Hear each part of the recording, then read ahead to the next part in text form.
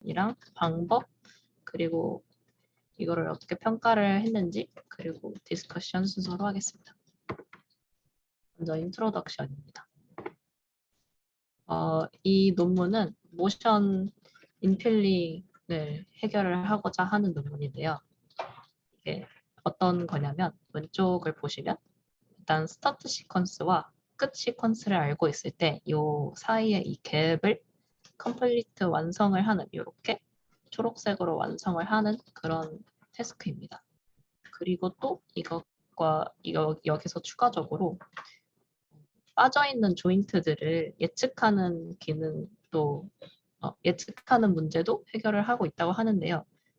크게 두 가지가 있는데, 첫 번째는 전체 시퀀스에서 그 없어진 조인트를 복원을 한다던가, 아니면은 여기처럼 이 포즈에서 어느 부분만 파셜한 포즈가 주어졌을 때 나머지 조인트를 복원을 하는 그런 문제를 풀고 있다고 합니다.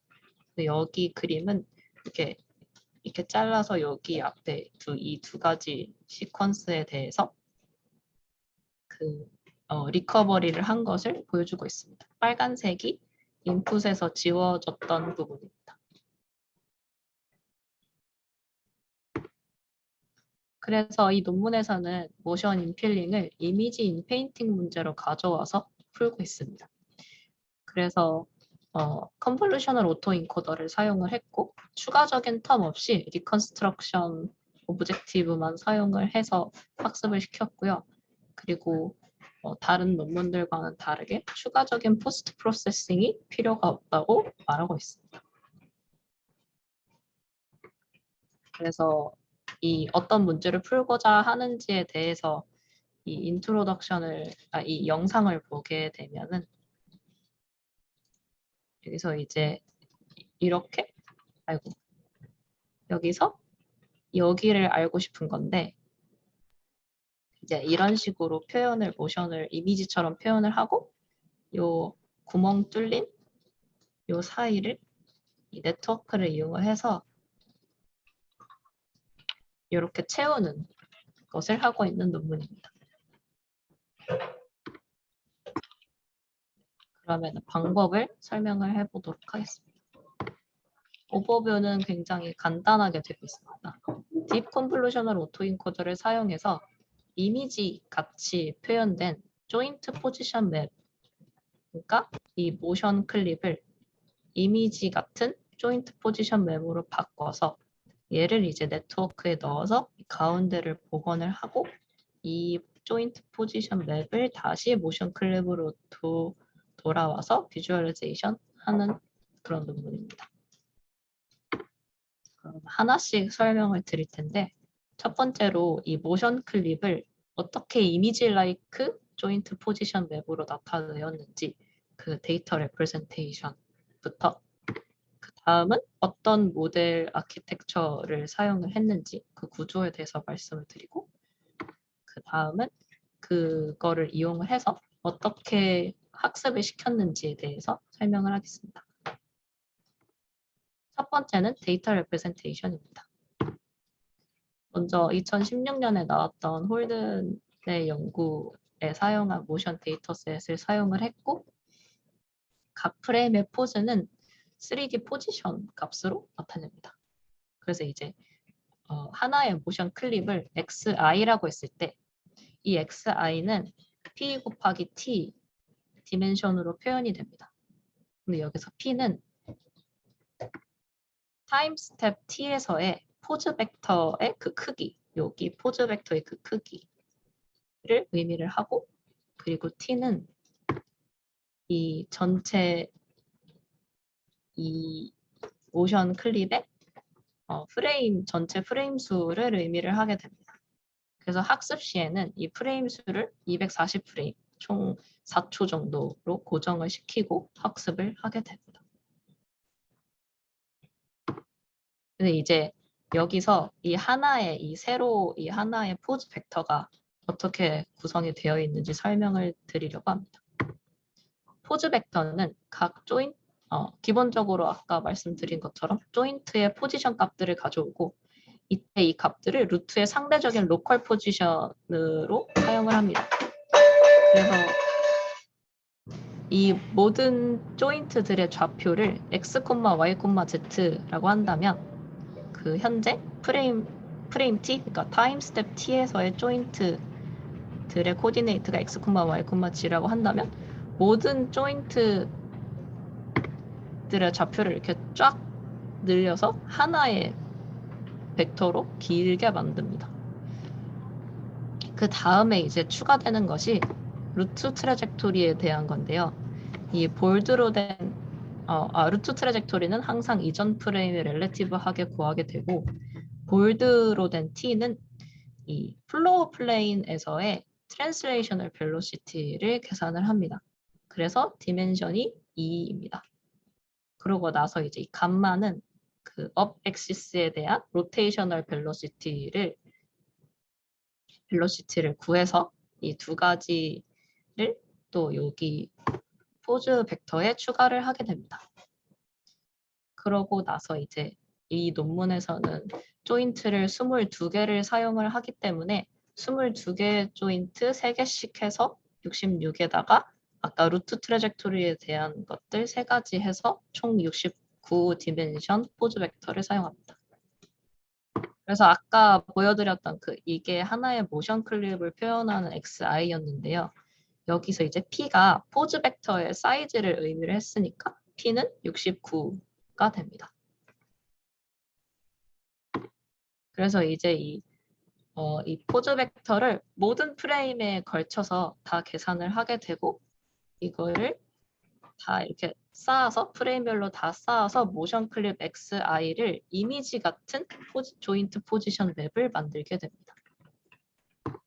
그러면은 이제 데이터 레프레젠테이션은 다 완료를 했고 다음으로 모델 그 네트워크 구조가 어떻게 되었는지 설명을 드리면 아까 이미지로 가져와서 문제를 푼다고 말씀을 드렸는데 아까처럼 이제 데이터를 그림 이미지처럼 표현을 해서 할 때 유의할 점이 있습니다. 이 모션 인필링을 이미지 인페인팅 문제로 가져왔을 때 생각되는 문제점이 뭐냐면 이미지 스페이스에 있는 여기서 보시는 것처럼 이미지 스페이스에 있는 이 각 옆에 있는 픽셀이 이 스켈레톤 하이라키에서도 바로 옆에 있다는 보장이 없습니다. 그냥 쭉 늘어서 붙인 거기 때문에 여기서 가까운 게 여기서 가깝다는 보장이 없습니다. 그래서 이 논문에서는 보장이 없어서 이 논문에서는 싱글 모델을 사용을 하는데 리셉티브 필드가 크도록 깊은 네트워크를 구성을 해서 사용을 했다고 하고요. 그래서 이미지에서 결국 좀 더 큰 영역을 보고 학습을 하기 때문에 그 아래에 있는 뭔가 복잡한 그 관계들을 배울 수 있다고 말을 하고 있습니다. 그래서 그 컨볼루셔널 오토인코더가 구조가 다음과 같습니다. 여기서 좀 딥하게 레이어를 여러 개를 쌓아서 만든 이유는 모델 캐파시티를 좀 더 크게 하고 그리고 모델의 넌리니어리티를 많이 추가를 해서 복잡한 것을 설명할 수 있도록 하고 그리고 리셉티브 필드도 더 크게 가져가기 위해서라고 합니다. 그래서 여기 그림에서 동그라미 친 여기 숫자들은 아웃풋 채널을 의미를 하게 됩니다. 그리고 이 한 칸 한 칸 이 블록에는 어떻게 되어 있냐면요. 이렇게 되어 있는데 얘가 이제 기존 연구인 폴든의 논문과 좀 비슷하게 히든 레이어를 갖는 형태로 구성을 했는데요. 여기 요 한 칸들 있잖아요. 이 블록들을 자세히 보면 또 이렇게 여기가 인코딩 파란색 블럭이고 여기가 초록색 블럭입니다. 그래서 인코딩 유닛은 컨볼루션 레이어와 액티베이션, 풀링으로 이루어져 있고 디코더에서는 디컨볼루션, 그러니까 트랜스포즈 컨볼루션으로 이루어져 있습니다. 이렇게 해서 이렇게 쌓은 네트워크가 기존의 연구랑 가장 크게 다른 두 가지가 첫 번째는 작은 2D 필터를 사용했다는 게 첫 번째입니다. 기존 연구들에서는 이제 템포럴 도메인 전체를 커버를 하기 위해서 1D 컨볼루션으로 사용을 하고 있었는데 이 논문에서는 2D 필터를 사용을 하고 있고요. 그리고 두 번째에서는 여기 이 기존 연구에서는 이 맥스플리의 반대를 만들기 위해서 뭔가 새로 정의해서 사용한 과정들이 있는데 그 과정을 이렇게 새로 정의하지 않고 그냥 트랜스포즈 컨볼루션을 이용을 해서 그 좀 더 스트레이트포워드하고 엔드 투 엔드 트레이닝이 잘 되게 했다라고 설명을 하고 있습니다. 그러고 나서 이제 모델 아키텍처까지 설명이 되었고 이제 그 다음에 이 데이터와 이 아키텍처를 가지고 학습을 시키게 되는데요. 학습은 5,600개 정도의 유니크한 시퀀스에서 이 정도 클립을 뽑아서 사용을 했고 90%를 트레이닝에 사용을 했습니다. 그래서 일단 먼저 원래 있던 모션 클립에서 코럽트된 구멍이 뚫린 그러니까 이제 복원할 애를 만들어야 되니까 인필링을 위한 이렇게 뚫린 애들을 만들게 됩니다. 근데 걔가 XI 틸다입니다. 그래서 XI 틸다는 어떻게 만들어지냐면 오리지널 모션 클립에다가 이 마스크를 엘레멘트 와이즈 멀티플리케이션을 해서 이 코럽트된 모션 샘플을 만들게 됩니다. 그러면은 이 마스크는 어떤 방식으로 결정이 되냐면요. 먼저 그 모션 클립하고 엘레멘트 와이즈 멀티플리케이션을 하려고 만드는 거니까 일단 디멘션은 똑같습니다. 모션 클립과. 그리고 이제 이 마스크는 두 개의 스칼라로 결정이 되는데 하나는 람다고 하나는 타우입니다. 그래서 첫 번째 람다는 이제 뚫을 구멍의 길이, 그러니까 갭의 길이입니다. 그래서 얘는 요 그 갭 사이즈 디스트리뷰션에서 그 노멀 디스트리뷰션을 해서 샘플링을 하게 되는데요. 이때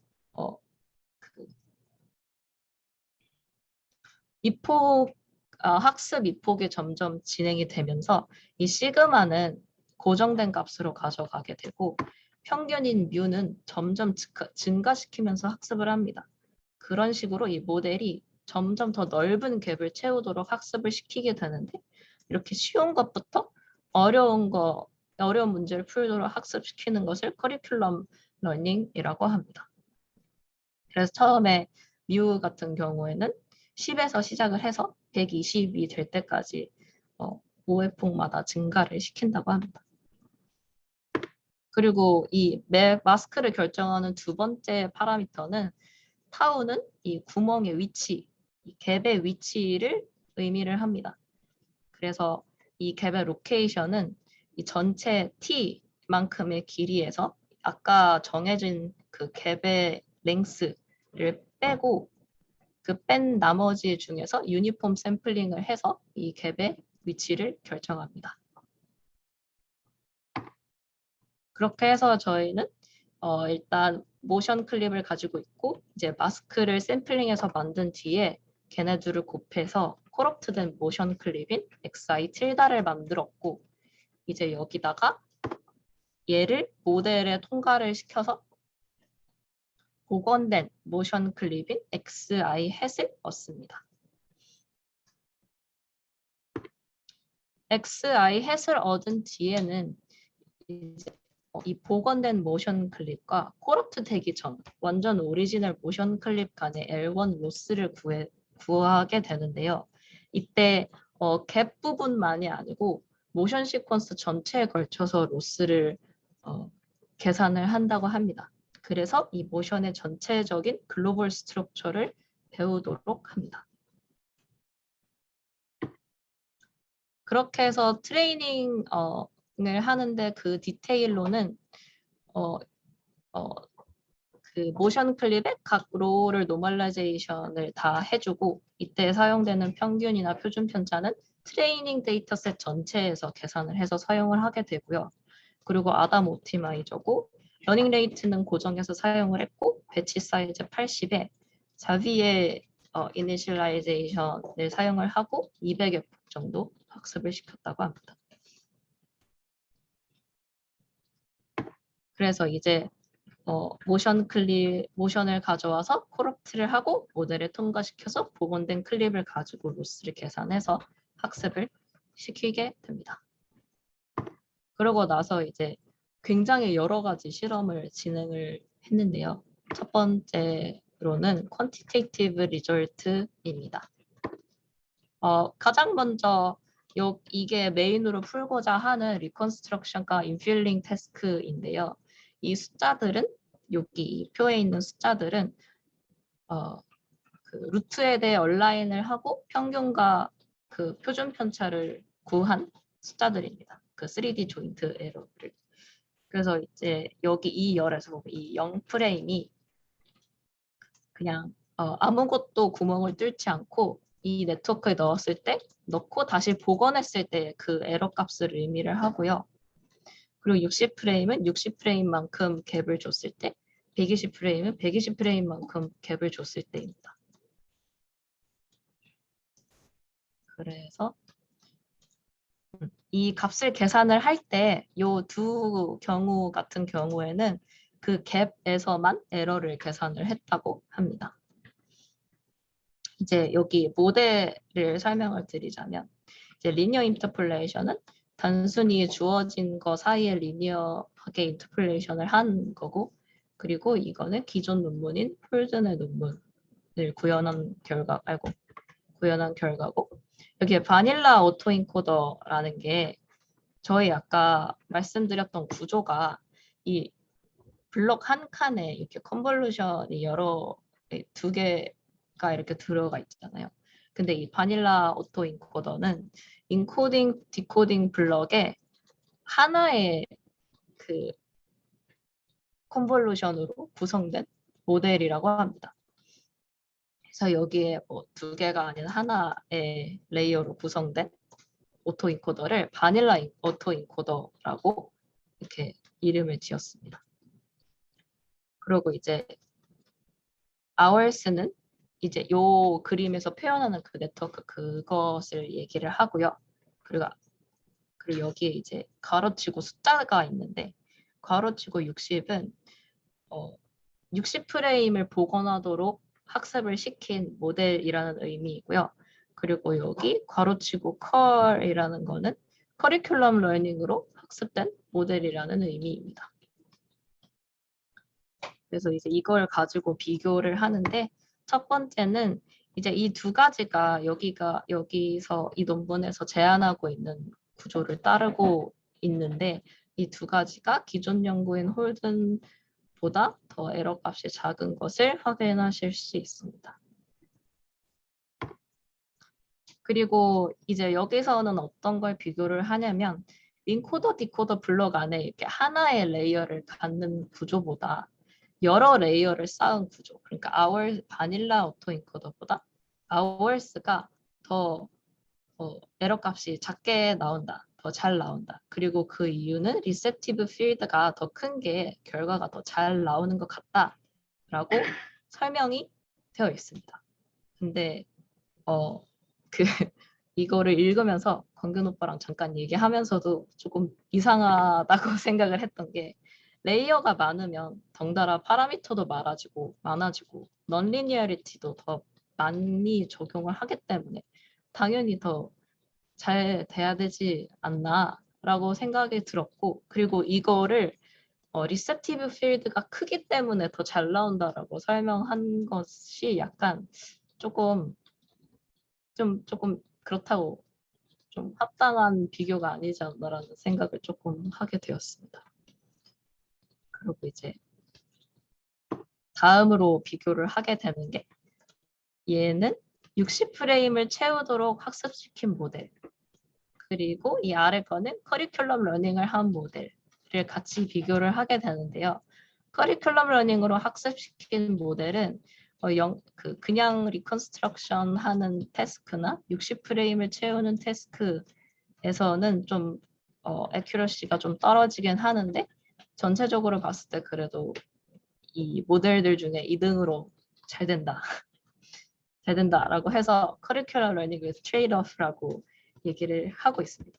근데 저는 또 여기서도 했던 게 왜냐면은 커리큘럼 러닝을 했다고 했을 때 처음에 생각이 드는 거는 그냥 단순한 리컨스트럭션이나 60프레임을 복원하라고 했을 때도 좀 더 잘 뭔가 잘 대응을 해야 될 것 같은데 좀 떨어진 게 약간 좀 의문이었고, 그리고 여기 비교하는 대상이 얘는 60프레임을 채우도록 그 학습시킨 모델이잖아요. 그래서 이런 모델로 120프레임을 채우라고 하면은 뭔가 당연히 좀 잘 안 되는 게 맞지 않나라고 생각이 들어서 조금 이게 논문에서 이 두 가지를 같이 묶어서 설명하고 있는 게 조금 적절하지 않나라는 생각을 하게 했습니다. 그리고 이 커리큘럼 러닝 할 때는 60프레임 아니고 프레임 숫자가 랜덤하게 막 바뀌는 거야? 60프레임 프레임 안에 아니 60프레임이 필요도 없고 그냥 뭐 0부터 120 사이에서 막 바뀌는 거야? 그게 10프레임부터 시작을 해서요. 5회폭을 돌 때마다 10씩 증가를 시켜가지고 한 120 정도까지 가는 120까지. 걸로 알고 있습니다. 오케이. 네.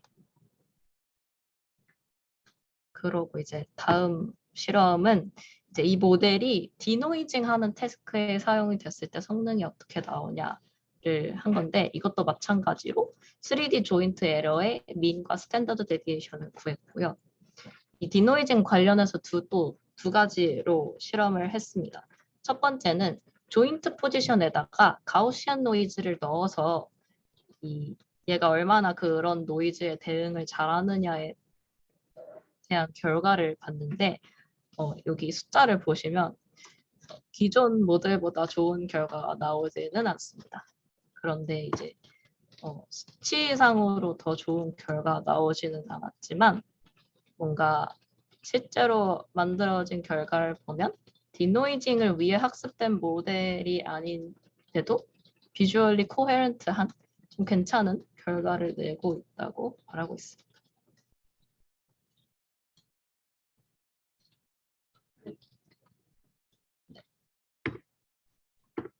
그리고 두 번째 실험은 각 프레임에서 일정 확률만큼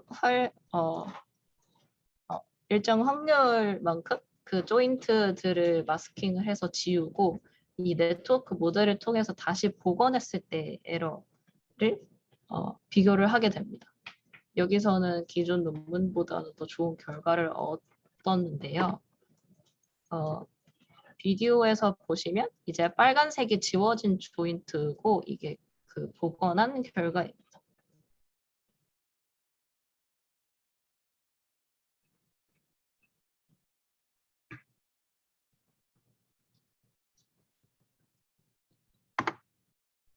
이제 다음으로 진행한 실험은 이제 본 랭스가 막 움직이지 않고 잘 유지가 되냐에 대한 실험인데요. 본 랭스 컨시스턴시를 위해서 따로 추가한 텀은 없고 그냥 그대로 사용한 것 같습니다. 그리고 이제 이 그래프에 보이는 값들은 그 밸리데이션 셋에 있는 그 모션들을 그냥 리컨스트럭션만 했을 때 인필링이 아니고 리컨스트럭션만 했을 때의 본 랭스를 계산한 결과입니다.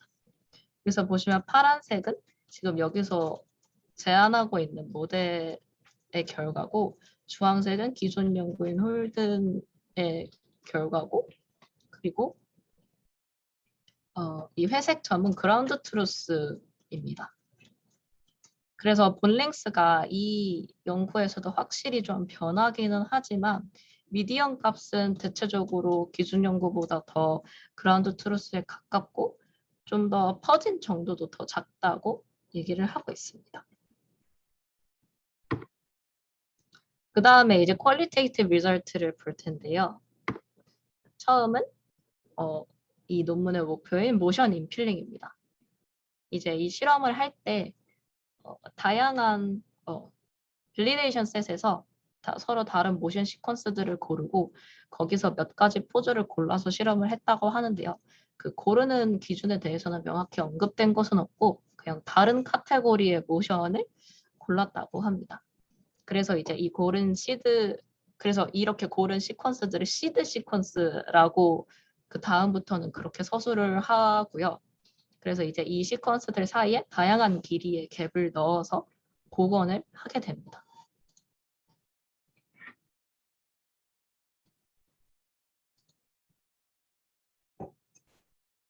그래서 초록색 부분이 그 인필링이 된 부분입니다.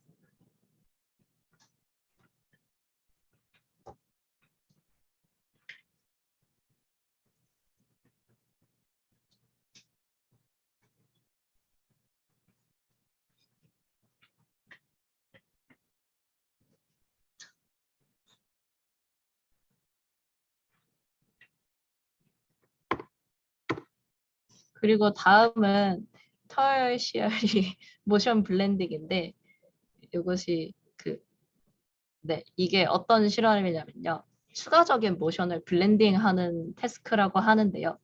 예를 들어서 이미 그냥 걷고 있는 모션 중간에 엔드 이펙터 손 같은 애들 여기 있어야 돼 라는 컨스트레인을 추가를 해서 기존에는 그냥 걷던 모션을 걷다가 손을 들었다가 다시 걷는 모션으로 블렌딩하는 그런 태스크를 의미를 합니다. 그래서 이 상황에서 이 모델에 들어간 인풋을 보게 되면 이렇게 생겼는데요. 그래서 이제 중간에 이런 컨스트레인트를 추가를 해가지고 이 나머지를 채웠을 때 어떻게 이 성능이 나오는지를 보여주고 있습니다.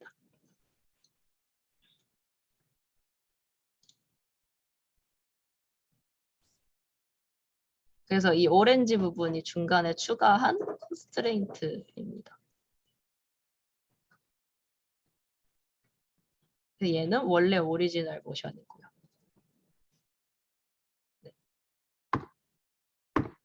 그러고 나서 이제 이 리커버링 조인트라는 것도 해봤는데 이거는 이제 뭐 하는 거냐면 전체 시퀀스에서 조인트 하나를 그냥 싹 없애버립니다. 그래서 이 로우를 복원을 하는 태스크인데요. 이제 이 인풋을 보시면 또 이해가 잘 되는데 여기서 이제 어떤 조인트들은 아예 이 시퀀스에서 지우게 됩니다. 그래서 이거를 어떻게 잘 채우냐를 보게 되는데 그래서 빨간색은 이 전체 시퀀스에 대해서 마스킹된 조인트를 의미를 합니다.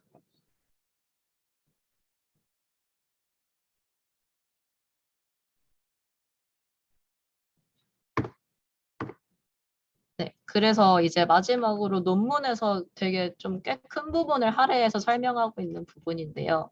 이게 갭 사이즈와 amount of context 간의 관계에 대한 이야기를 하고 있습니다. 근데 여기서 이제 갭 사이즈는 알겠는데 amount of context가 뭔 소린가 해서 좀 봤는데 그 갭 사이즈는 말 그대로 이 시드 시퀀스 두 개 간의 그 갭을 의미를 합니다. 그리고 두 번째로 이 amount of context라는 거는 이 갭 사이즈는 고정을 하고 이 시드 시퀀스 두 개 이 두 가지의 그 모션 길이를 얼마나 줄 것이냐에 해당한다고 합니다. 그래서 이 두 가지를 조절하면서 이 논문에서 실험을 했고 그 결과로 이 모델을 이용을 해서 그럴듯한 복원이 되려면 좀 괜찮은 복원이 되려면 이 갭 사이즈와 컨텍스트가 정확히 어떤 숫자여야 된다라기보다는 이 두 가지 간의 비율이 중요하다고 합니다. 그래서 보통의 워킹 모션을 잘 복원하기 위해서는 컨텍스트가 1이라면 갭 사이즈가 한 6 정도면 잘 복원이 된다고 하고 그 두 가지 다른 모션을 트랜지션을 하는 것을 복원을 할 때는 더 많은 컨텍스트가 필요해서 1대 3이고 그리고 더 드문 좀 발레 같은 특이한 모션을 포함하고 있을 때는 컨텍스트를 더 많이 줘야 하기 때문에 2대 3 정도의 비율이 되어야지 잘 복원이 된다고 합니다. 그래서 이 아래 비디오는 컨텍스트를 하는 결과를 보여주는 거는 아니고 갭 사이즈를 바꾸면서 복원한 결과를 보여주고 있는 것 같습니다.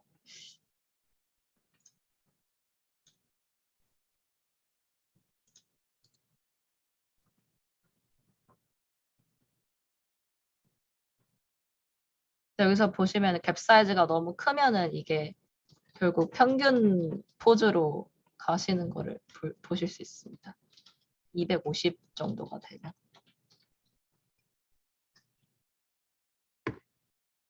그리고 마지막엔 디스커션입니다.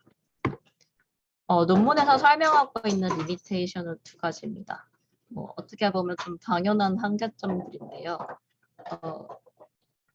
이 모델에 반복이 없고 복잡한 모션을 그 하나를 다 마스킹했을 때는 잘 복원이 안 됩니다.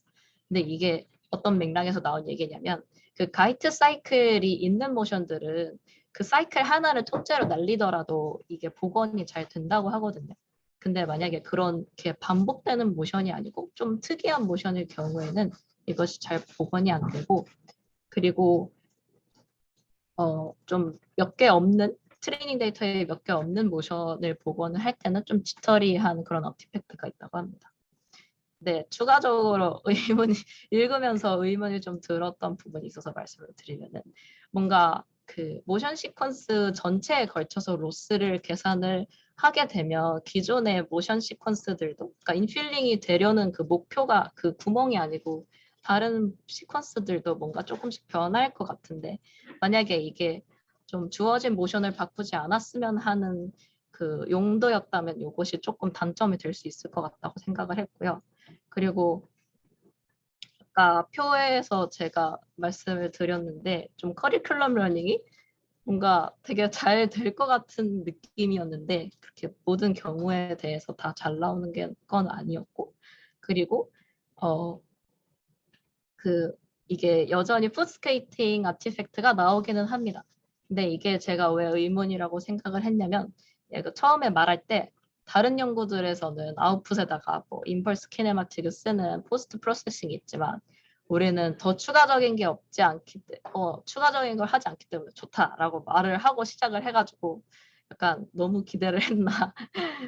그래서 조금 결국에는 이런 게 필요해지지 않나라는 생각을 하게 되었습니다. 그리고 이제 정말 마지막으로 퓨처 워크입니다. 그래서 4가지인데요. 첫 번째로는 글로벌 트래젝토리를 컨트롤할 수 있는 그런 모델로 더 발전시킬 수도 있을 것 같고, 그리고 본랭스가 아까 아무래도 막 왔다 갔다 했는데 그거를 좀 픽스를 해서 만들 수 있는 그런 모델, 혹은 그 아까 말씀드렸던 풋스케이팅 아티팩트가 있는데 그거를 없이 만들 수 있는 모델, 그리고 하나가 아니라 여러 사람 모션 데이터를 가지고도 잘 대응을 할 수 있는 그런 모델로도 발전을 시킬 수 있다고 서술이 되어 있습니다.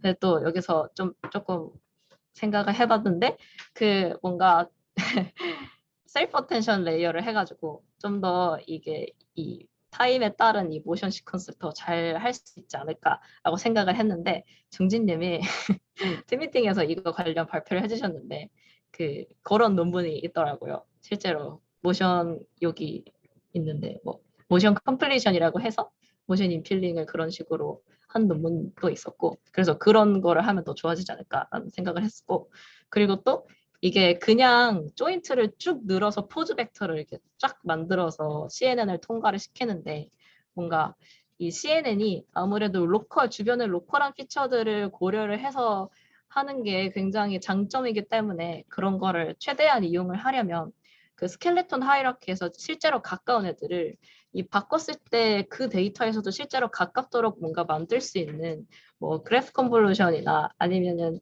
이미지를 만들긴 하는데 가까운 애들은 좀 가깝게 좀 어떻게 다른 방식으로 구성을 할 수 있다면은 조금 더 좀 더 낮게 좋게 나오지 않을까라는 생각을 하게 되었습니다. 네, 발표 여기까지입니다. 혹시 질문, 일단 채팅창을. 질문 하나 있는데, 네, 제가 중간에 컴퓨터가 꺼져가지고 중간에 좀 못 들었는데, 네, 이 논문이 아까 영민님도 질문을 하셨지만 네, 로테이션이 빠져 있잖아요. 네, 네, 컴패리즌을 봐도 이제 라인맨으로 퀄리티티브 컴패리즌 라인맨으로 하고, 그 다음에 퀀티티티브 컴패리즌도 다 포지셔널 에러만 잡고 로테이셔널 에러는 하나도 안 잡았더라고요. 네, 네. 사실 리미테이션은 모션인데 로테이션이 없다는 게 큰 리미테이션이 아닌가. 아, 그렇군요. 네. 그렇습니다. 그거에 대한 언급은 따로 논문에 없었나요? 참 로테이션은 그 루트 트래젝토리 추가한다는 말에서밖에 못 봤습니다. 네, 감사합니다. 그것이 아주 큰 그거겠네요.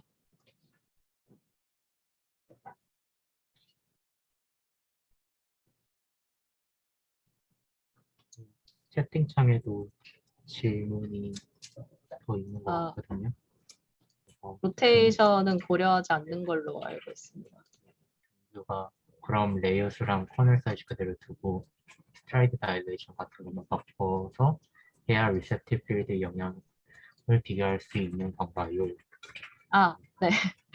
네, 그 비교를 할 때 그 다이얼레이션을 하면은 뭔가 파라미터의 수는 바꾸지 않고 리셉티브 필드만 더 크게 조정을 한다던가 하는 게 가능할 것 같아서 그런 식으로 비교하는 게 좀 더 합리적이지 않을까 생각을 하긴 했습니다. 저도 질문이 있는데요. 네. 일단 이 구조 자체가 사실 오토인코더를 쓰는 거잖아요. 그리고 오토인코더 같은 구조를 썼을 때, 그리고 러스텀을 그냥 L1이나 뭐 L2 러스를 썼을 때 그 결과가 이미지 인페인팅에서는 사실 상당히 블러리하게 나오거든요. 네. 근데 여기에서 그 비주얼 결과만 봤을 때는 솔직히 뭐 괜찮을 수도 있는데 그 실제로 그 방금 전에 그 포지션을 이미지로 만든 거 있잖아요.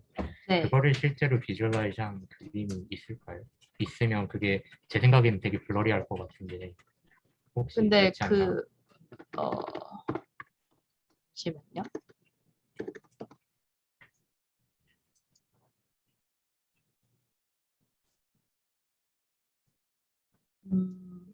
그 모델이 생성한 그 인페인팅을 하는 결과는 첨부된 게 없는 것 같습니다. 크게 그러니까 블러리해도 크게 눈에 띄지 않는 건지 그게 되게 궁금했고 사실 뭔가 언제적 논문이죠? 2020년도인가 이게? 네. 2020년도 논문인데 약간 참고한 이미지 인페인팅 아키텍처나 그런 것들은 어떻게 보면 좀 2015년도 거를 가져다 쓴 것 같아요. 최신 거가 훨씬 많은데 만약에 최신 걸로 약간 그런 테크닉들을 조금 더 집어넣으면 결과가 사실 어떻게 달라지는지 되게 궁금한데 그런 부분을 저자가 기술 안 했다는 게 조금 아쉽네요. 그냥 코멘팅이나 질문이라기보다. 음, 만약에 진짜 인페인팅에서 쓰는 뭐 게이티드 컨볼루션만 써도 사실 훨씬 좋게 나올 것 같아가지고 그런 부분이 되게 아쉬운 것 같고 그리고 뭐 질문이 하나 더 있는데 뭐 그 갭이 커지면 뭐 컨텍스트가 더 많이 필요하고 그런 말을 했었잖아요. 그때 보여줬던 게 갭 사이즈가 250대 잘 안 된다고 그랬었는데 그럼 네. 250이 트레이닝 합격셋에도 그게 보여준 건가요? 250홀이 있었는 건가요? 아니면 그냥 되게 exaggerate해서 실험을 한 건가요? 잠시만요.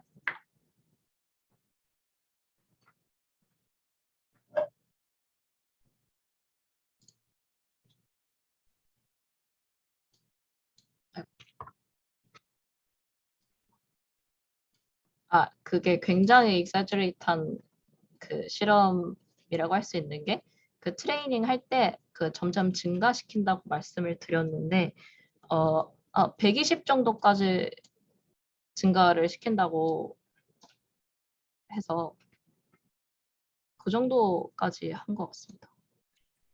120까지밖에 안 될 것 같다는 예상은 되는데 좀 그 부분도 되게 이상하네요. 만약 250까지 했으면 사실 어느 정도 나왔을 수도 있는데 그게 문제인 건지 잘 모르겠습니다. 감사합니다. 혹시 논문 인트로에 이 방법론이 어떤 경우에 활용될 수 있다 이렇게 좀 적혀 있는 부분이 있어. 지금 언뜻 이해하기로는 하나의 캐릭터에 이미 캡처된 데이터들을 임의로 삭제해가지고 되는지를 검증을 했는데 네네. 그게 아니고 실제 여기에 활용이 되려고 하면 나중에 새롭게 들어오는 캐릭터라든지 새롭게 캡처되는 모션에 적용이 돼야 될 것 같은데 어느 경우에 이게 활용이 될 수 있나 궁금해서. 아, 일단은 어,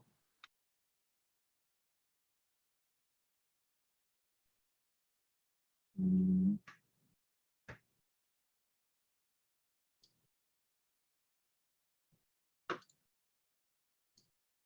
일단은 그 얘기를 하고 있는 게 옵티컬 그 모션 캡처를 할 때 그 조인트 하나를 전체를 지워도 그게 대응을 하는 부분이 있었잖아요.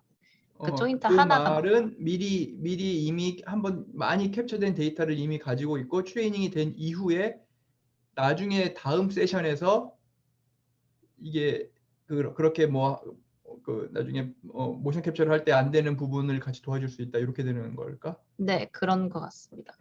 음. 그래서 오클루전이나 시스템 페일리어나 아니면 트래커가 잘 안 됐을 경우 그러니까 근데 이게 일반적으로 활용되는 건 아니고 그 주어진 캐릭터에 대해서 한번 트레이닝이 다 일어난 이후에 활용이 된다 이렇게 되겠지. 네, 그 조인트에 따라야 될 것 같습니다.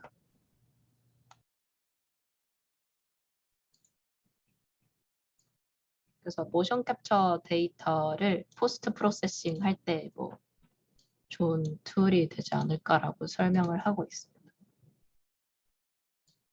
아, 이게 네, 그 사람이 바뀌면은 이게 포즈 벡터 자체가 69로 고정을 하고 트레이닝을 해가지고 만약에 그 스켈레톤이 막 달라지거나 하면은 조금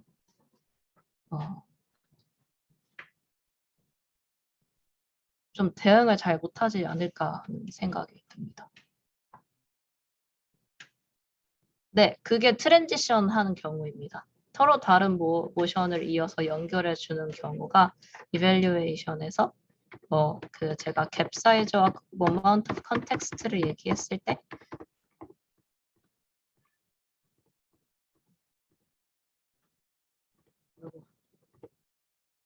여기서 transition between different motion types 경우가 그런 경우라고 할 수 있을 것 같습니다.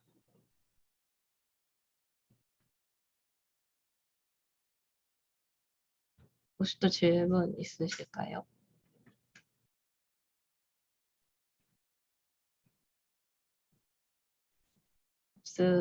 없으시면 발표 마치도록 하겠습니다.